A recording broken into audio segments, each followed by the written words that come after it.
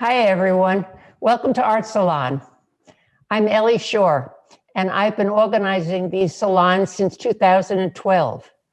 For most of that time in person at the Armory Arts Center, and now, of course, virtually. Art salons are a gathering place for artists, curators, and many others who want to know more about contemporary art. It's also a chance to meet each other and share our thoughts, our questions, and our experiences.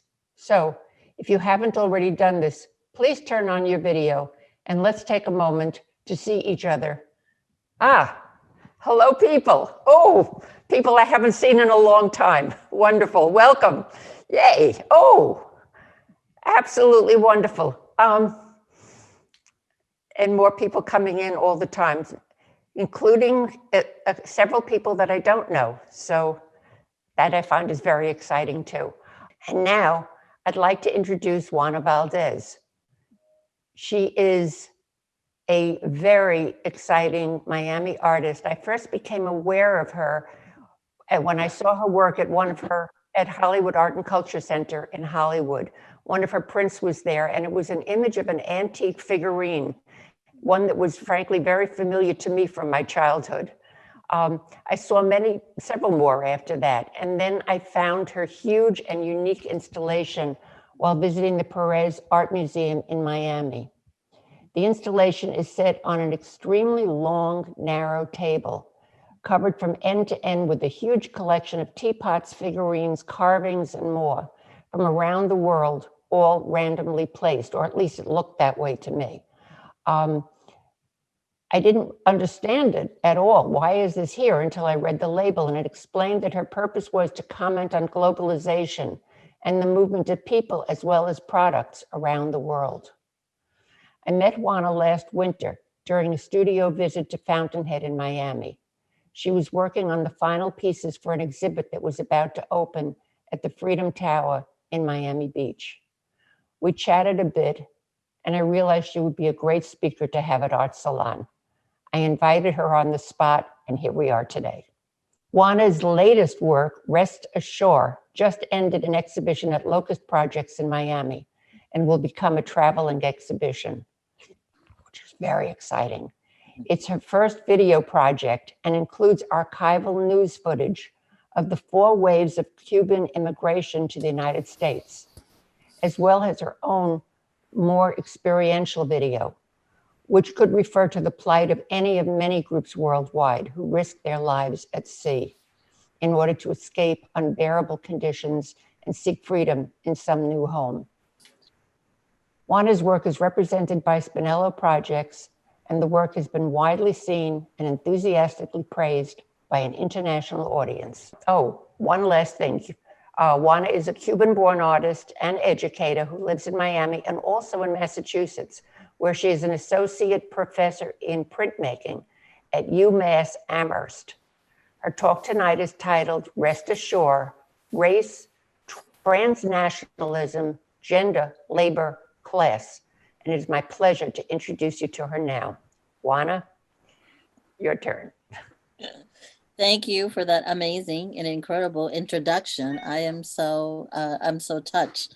It's hard to imagine, but we did have this conversation about doing this talk over a year ago at the Fountainhead during the open studio. So that for me is amazing that we actually stayed in touch, and a year later, we coordinated this talk, and it's happening not in person, but it's still happening virtually, and so that's great. So thank you for sticking at it and making sure that I visit even if it was only virtually. I want to send out a big shout out to Rolando Barrero, who I'm seeing up there on one of the many faces, who I have known since we were both at Miami-Dade Community College when we were babies, because we started out when we were babies. And I know he is an influential artist and activist up in West Palm. So big shout out to him, and thank you for being here tonight with everybody else. Thank you.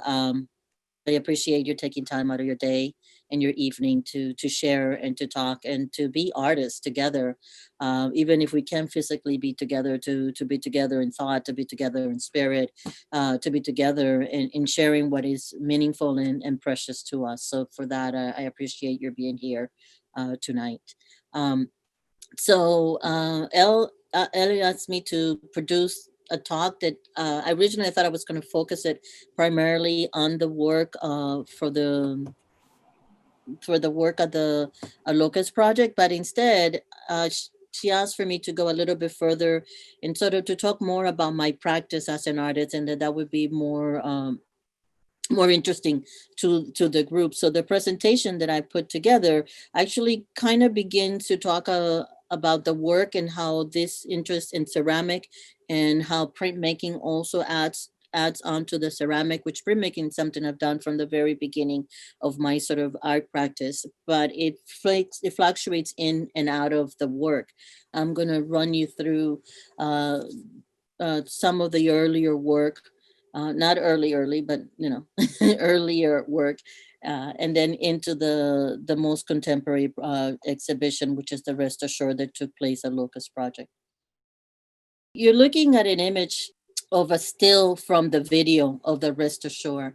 But I began with this particular project because one of the things that my earliest piece in which I've actually exhibited maybe once in Miami, is this beautiful dress, which is an organza dress, which someone had given to me and I wore. And I took that dress and decorated it with fish hooks. So the work that you see in here was actually done in Havana, and the work which begins as a series of paper boats. I was done a performance piece intervention in a malecon in Havana, and I took out the pages from a book and I started to rip them and create into small little boats and then to cast them into the ocean. I did that project in Cuba. I thought it was really meaningful. I was using the novel of Juana Valdes, which is a very sort of a popular novel written by a Cuban author. And I made these boats, made this performance, and then sort of walked away from that piece thinking about it. And then in 2002, I had the opportunity to go to Holland to do a residency in ceramic. And it was for the first time I found working with porcelain, and I realized that it was the perfect material to recreate this project. And I made these close to about 100 and something boats, made a mold and reshape them and created this installation of all these boats. And I made them in the shape of a wave, right? A very stylized wave on the floor.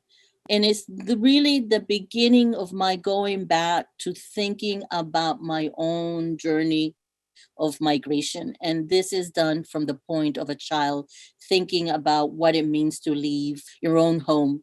And a child doesn't really understand this, right? It's just something that happens. And so those boats really begin to present how that experience was for me. I had the opportunity to go back to the residence again in 2012, and this time with a little bit or more of understanding of what the materials that I was working with. So you're looking at what's called the colored china rags, and they're actually made out of bone china, which is also a porcelain. And now I'm aware of the history of the material and its sort of preciousness as a white clay, because it's the whitest of clay, and that whole idea of the beauty in the whiteness. And so what I do is I actually alter the clay, the body of the clay, by adding pigment to it. And so by achieving a range of colors, and this is very typical in the Caribbean, right? When you think about the Caribbean, you think about Brazil, and especially for women, you end up finding both women and men of all different colors. And this whole piece is really about that, about talking about the beauty in women's body, about the color in relationship to women's body, and how that also plays out in terms of desirability and exoticism. But also in terms of value, how when you're young and, beautiful, women are visible. As you get older and you mature, you become less visible and more invisible. The shape of this piece is actually a cleaning rag. And it's done intentionally because it's the rag that most women use as sort of domestic labor, cleaning, whether in hotels or in homes. And so it related the value of a woman in terms of her labor to the value of a woman in terms of her body and her beauty and her desirability, layering that with this also issue of mixed race that exists within the Caribbean, that the lighter you are, the better you are, and the more desirable you are. And they're usually in sets of about 15 to 20 that I make this piece, and they usually lay one next to the other, and each one is individually shaped and fired, and the recipe for the colors is an individual recipe that I create. So it's not a pre-existing color that you can actually find, and it was intentionally done to sort of think about color and to think about skin tones. This brought me to the piece at the Paris Art Museum, and I came back from that work and was kind of really mesmerized by the beauty of the material, but I realized that I really needed to also deal with this other component of the material and its history to trace. So both the Dutch East Indian Company and the British East Indian Company are the first corporations ever created in the world, and they're really created solely for the idea of trade. And these are entities that are actually eventually have fleets of ships, armies, outposts, and really control the market, and predominantly not just the market in spices and natural materials that were being brought in, like rubber and cacao and all those things, but also in porcelain. So the Dutch were the only ones that dealt with the Japanese and the Chinese exporting porcelain back to the United States. And I begin the process of collecting these and sorting this object and putting these objects together in a way to really to talk about the history of colonization and the history of global trade and how they are interlocked from the very beginning. What you're seeing here now is the installation at Project Row House, which took place in March of 2019. And I was invited to actually come into the space and transform it. And so all of the objects that you're seeing here are actually purchased in Texas, in Houston, where we were doing the residency, and integrated into this, as you can see back here, is a timeline. And in the process of that, what I did was I actually had my mother do the 23andMe. I don't know how many of you have done it. I had my mother take the 23andMe test to look at our genealogy. And I did it specifically because she would be one less mixed than I was, right? And of course, more close and tied to the original component of Africa or whatever else. And what the DNA confirmed was this other aspect, which we are actually partially Chinese as well. And she had always said that, but I've never seen anybody, right? And we don't have a Chinese last name. And it was oral history. And so I needed to have it confirmed because I didn't trust my mother. I believed her, but I needed proof. And so when I did the DNA, that's one of the things you could see. You see coastal West Africa, and you see Indonesia, Thai, and Khmer. And it's interesting because the DNA begins to able to trace it in the 1600s. It's 1660 the first time. And for anybody that's done it, the way you determine whether if you have that nationality is you must have enough DNA within the lineage to denote a specific individual. Right. So every time you see a century or a date, you're seeing the compound combination of that DNA that symbolizes one individual for this one particular part of either Africa or actually Asia, which we ended up having people from in Indonesia, from Vietnam. So it also made me aware that there was a migration within the migration, right? And the history actually of the Caribbean shows that combination. So this is another year later, and actually this is in the fall of the same year, I had the opportunity to bring that show into a more traditional gallery space. And this took place at the Miami-Dade Community College, their Legacy Gallery. which is part of their special collection. And there's a small gallery, just really beautiful size space. And of course, it didn't have all that history and of the project row houses, but I had to figure out a way how to make it work within that space. And so it's again the same as you can see the 1600 where it began, and it sort of lists a very generic African hunter gatherer, and it sort of kind of denotes a specific. But as the install gets around the space, it actually has Congolese. It actually has also from the, as you saw, the coast east, west of Africa. And this particular project, what does is two things. It doesn't only show the objects, but it also shows the cyanotypes, which were a series of prints that I started to generate. And the prints show the bottom of the objects. I realized that that was something that people wanted to do, like they wanted to come to the space and pick up the objects, and you really couldn't, right? And so it satisfied two things: the desire for people to pick up the object and to see where they're from, and also a way of my tracking these objects as we can see their place of origin, right?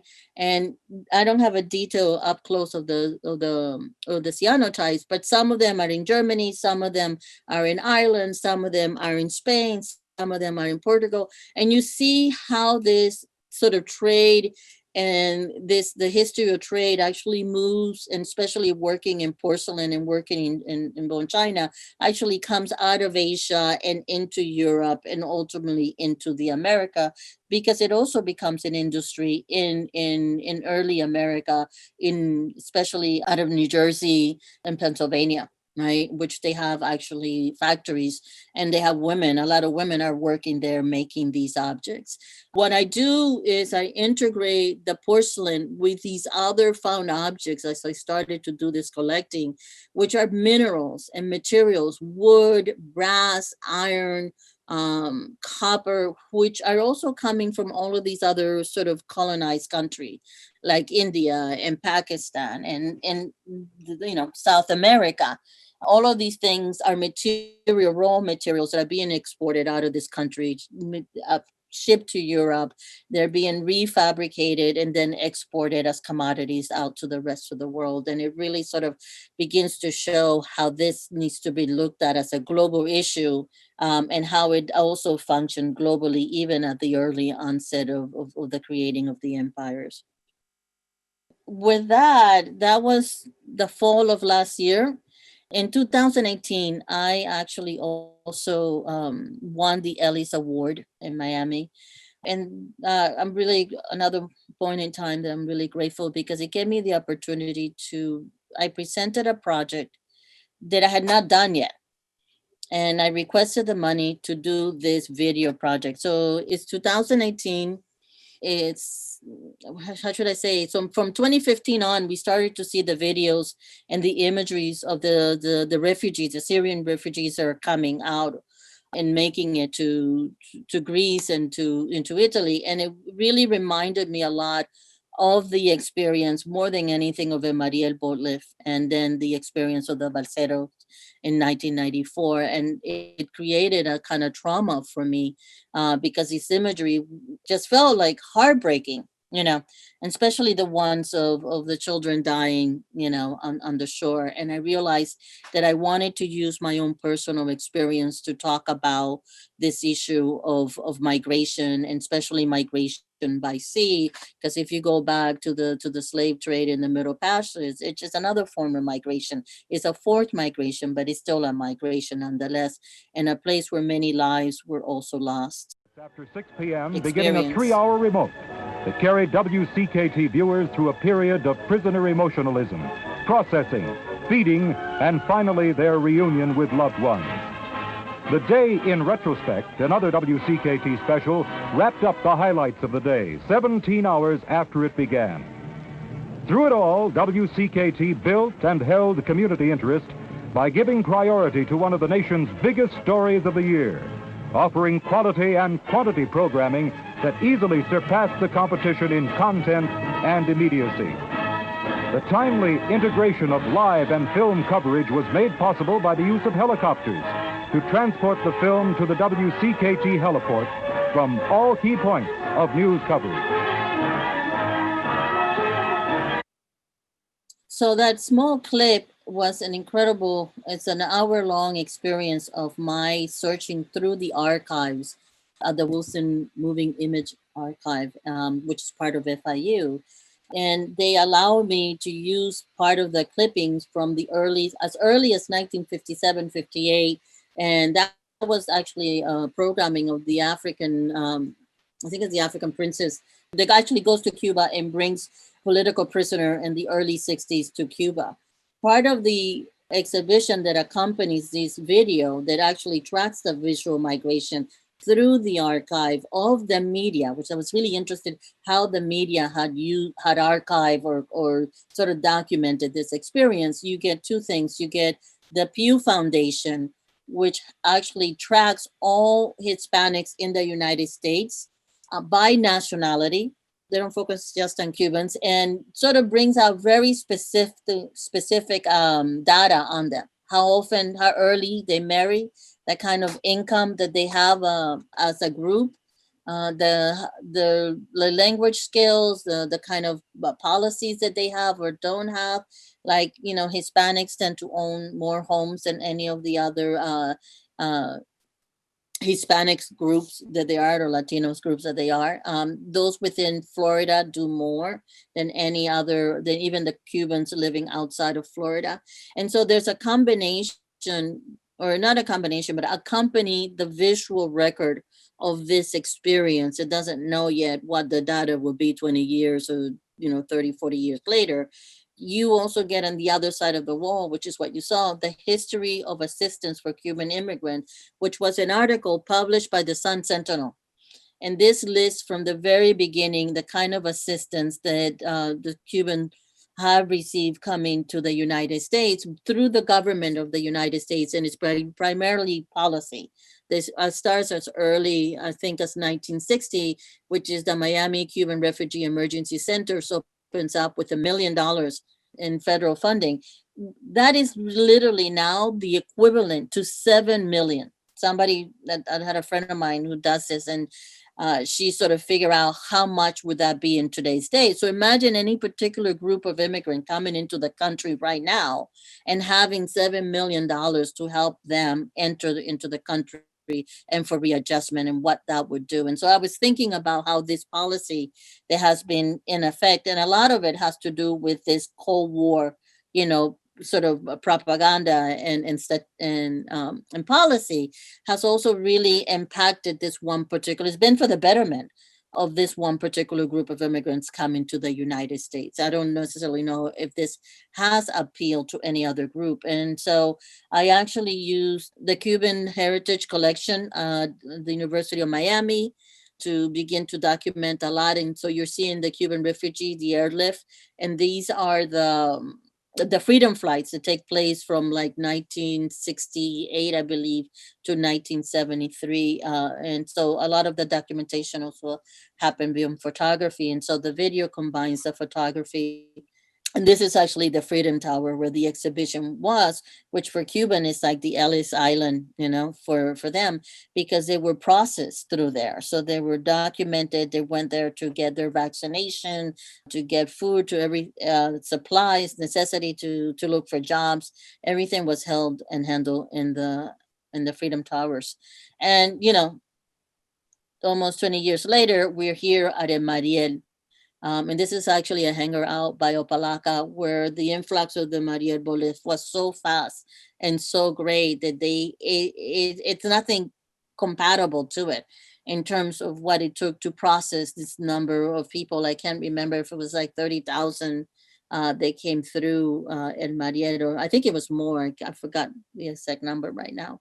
But you're seeing the boats, and the Mariel Bolívar begins with the Cubans that drive the bus into the Peruvian embassy. And that in itself, I think, was 10,000 people. And then Fidel allowed for the families to come in and pick up their family member, and also use the opportunity to sort of release a lot of other, whether political or regular criminals out of the prisons as well, and people with mental illnesses. And it was like sort of a confluence of it all together. again, the next time when this major sort of migration happens in 1994, where again Fidel sort of allows for Cuban to leave, right? It's another moment, is right at the beginning of the special period in 1993 when the Russian sort of the Soviet Union collapsed. The needs are so great in Cuba, and they are allowed to leave. And this time, they're doing it in whatever type of makeshift boxes, wraps. This is running you through the space a little bit before the installation is completely fixed.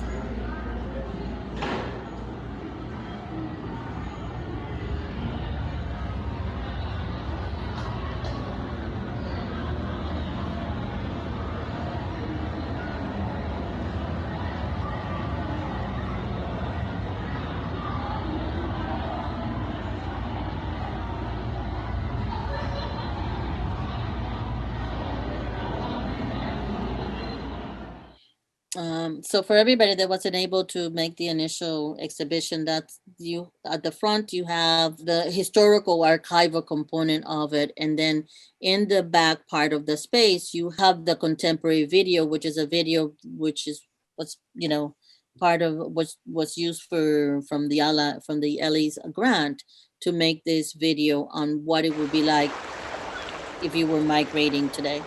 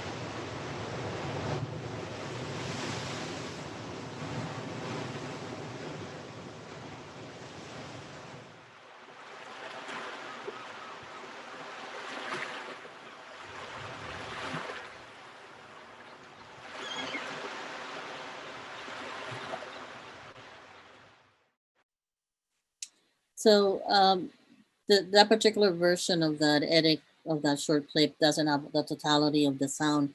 One of the sounds that we integrated to the very end of the film is when you see all the clothes on the shoreline is the sound of children and family playing and spending a day at the beach. And it was really to create this moment of the beach and the shoreline as a place of enjoyment and family time and laughter and good time.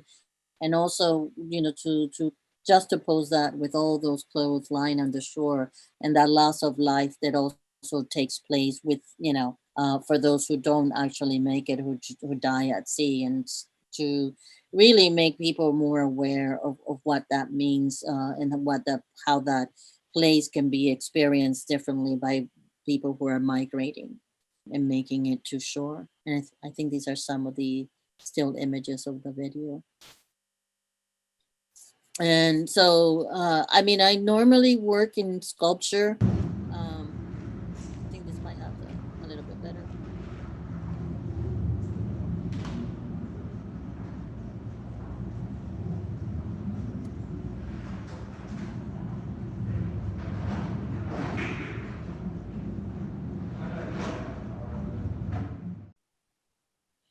So this is actually the installation piece, the video projected into the space.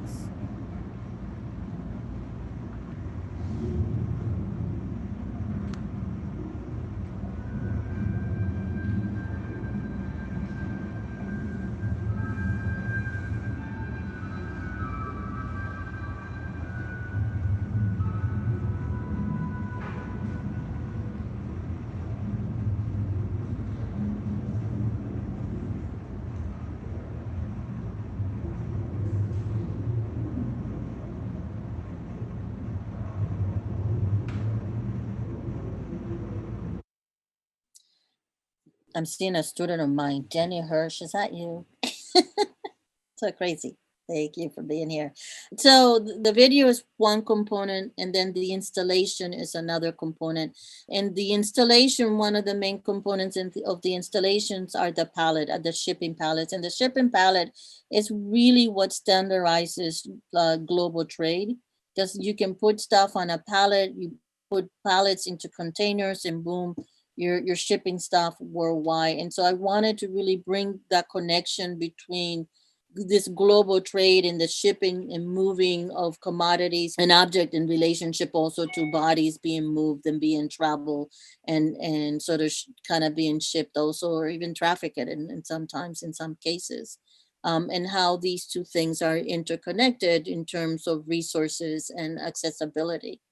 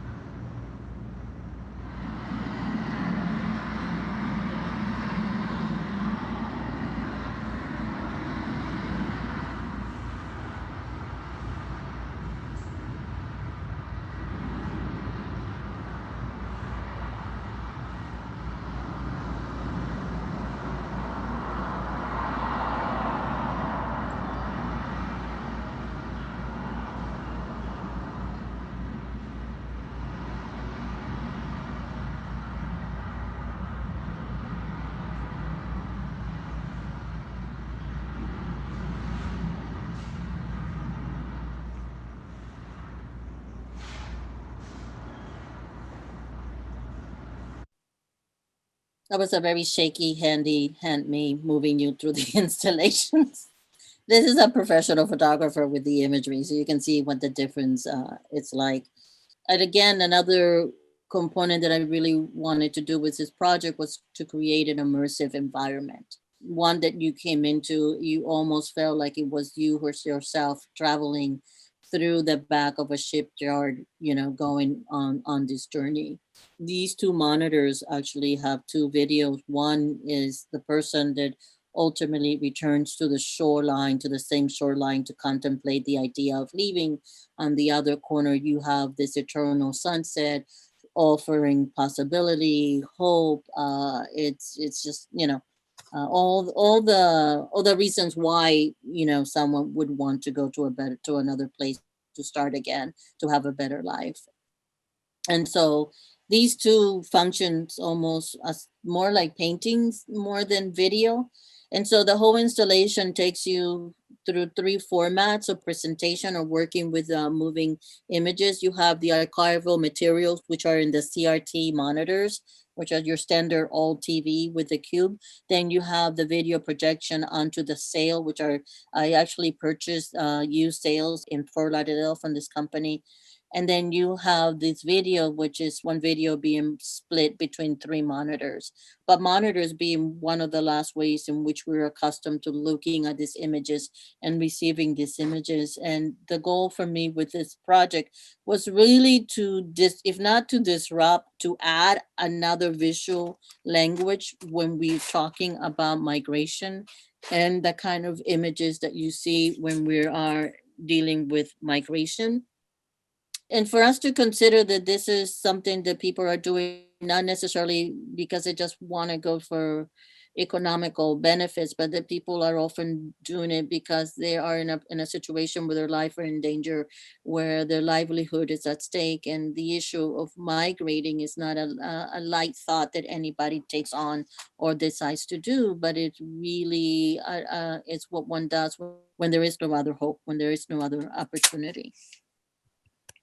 I hope I didn't rush through that, but I wanted, we're almost close to that time, and I wanted to make sure that we had time to be able to talk about the work and questions, and have the opportunity to have a conversation about the work. As artists, I think we all want to talk about the work, that inspirations, the decisions that we make.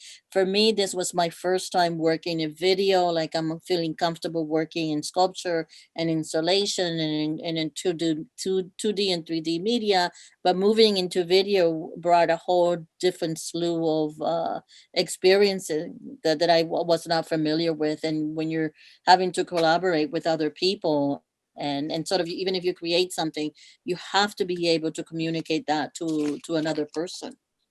How do you hold on to your own ideas and make sure that it stays yours, right? um and and and, and also have to collaborate, because you may not necessarily have the skills to be able to do one.